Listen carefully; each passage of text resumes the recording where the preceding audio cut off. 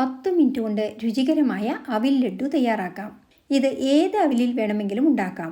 കട്ടിയവിലിലോ നൈസായിട്ടുള്ള പരന്ന അവിലിലോ മട്ട അവിലിലോ നിങ്ങൾക്കിഷ്ടമുള്ളതിൽ ചെയ്യാം.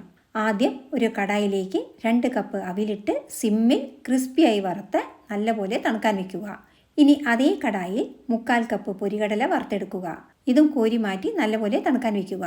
ഇനി പാനിൽ 1 സ്പൂൺ നെയ്യ് ഒഴിച്ച് അണ്ടിപ്പരിപ്പ് വറുത്ത് വയ്ക്കുക. ഇനി അതേ പാനിൽ 1/2 കപ്പ് നെയ്യ് ഉരുക്കിയെടുക്കുക.